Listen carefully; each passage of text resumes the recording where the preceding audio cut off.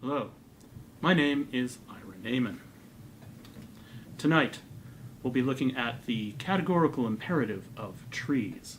We'll have a feature-length segment on the controversy over where jokes go when they die, and in our how-to segment, how to circumcise a rhinoceros using only nail clippers.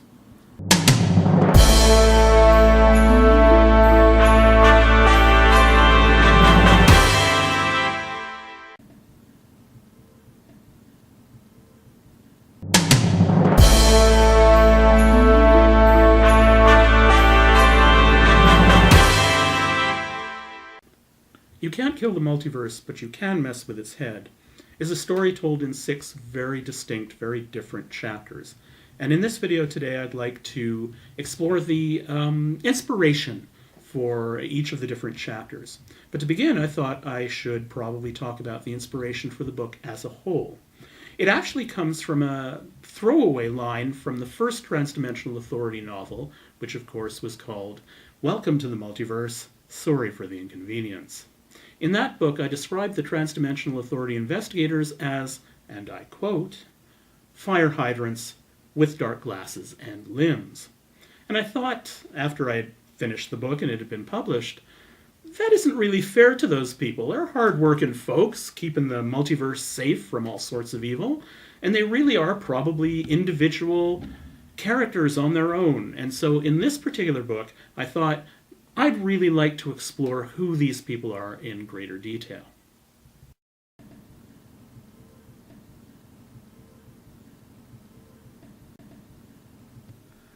Hi. Yeah, I've got to stop talking on the phone now, because nobody really believes I am anyway, and in any case, the ringtone that I'm hearing is really starting to hurt my ears. Yep, bye. You know, inspiration is a funny thing. If you're really open, you can get it from just about anywhere.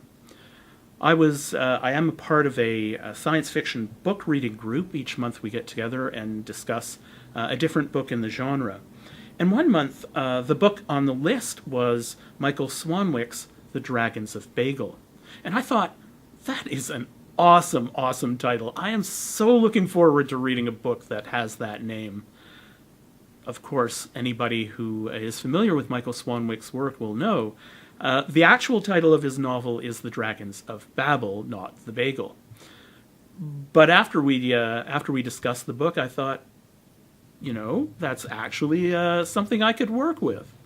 And so I wrote a story that, as the title would suggest, has not only a dragon, but a delicatessen.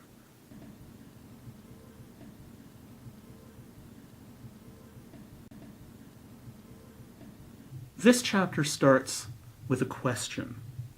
What would happen if, in a world where there were artificial intelligence-enhanced machines that were created to serve the purposes of every human being, the human beings themselves disappeared?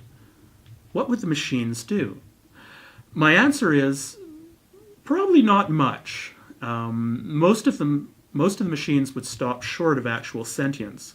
So they wouldn't actually have the ability to create their own goals, to create their own aims. And in that situation, most of them would just try to repeat the old patterns over and over again, even if they really had nobody to serve. Now, into this particular world, throw in 2 human beings from another universe. What would happen? Well, I think all hell would break loose.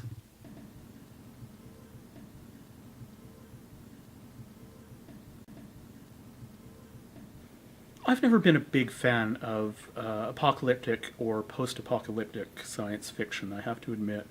The problem is that when you talk about, you know, killing off 90 or 99% of the human population to get to your post-apocalyptic scenario, my mind always goes back to the people who have to die, all the suffering, all the destruction that goes on, and I find myself overwhelmed by those sorts of ideas, which makes it just impossible for me to get into them.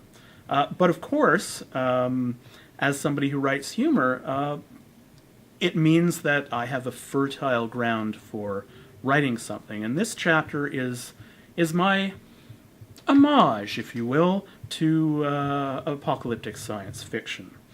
Basically what I've done is I have reduced the subgenre to its most absurd, to its most bizarre and strange, by taking 3 different apocalyptic scenarios and combining them into one story. So at the same time as you have an alien invasion, you also have a robot apocalypse, as well as a zombie apocalypse. And how they interact is a large part of what this chapter is all about. One of the things I found in writing the chapter is that by exploring all 3 at the same time, I could explore the commonalities between all of the different scenarios, as well as some of their differences. And also, hopefully, have a lot of fun for people who actually do like the genre.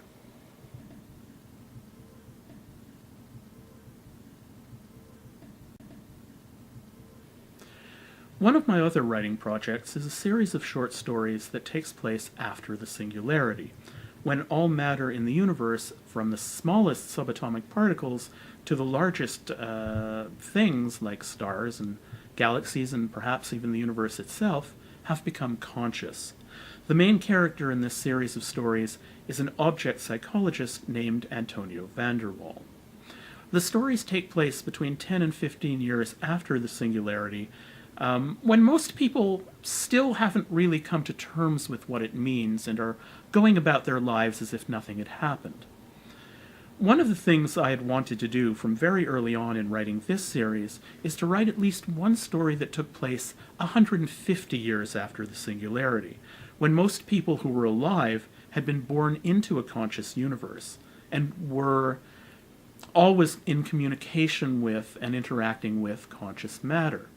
As you might expect, it becomes kind of a weird funhouse where almost anything is possible.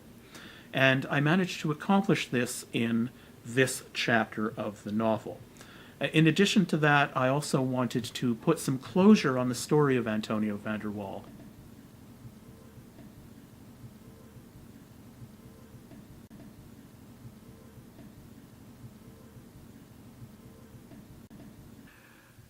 One of the things that I've long been wanting to do is explore the digital gods, a pantheon of new gods who arose specifically to deal with the particular problems of living with new technologies and living in a technological society. I originally created my pantheon of digital gods in an alternate reality news service article, the alternate reality news service being one of the other writing projects that I have. But that was only a list of the gods and some of their powers and interests. I really wanted to tell a dramatic story of who they were and how they interacted with the world. And that is what we get in this chapter.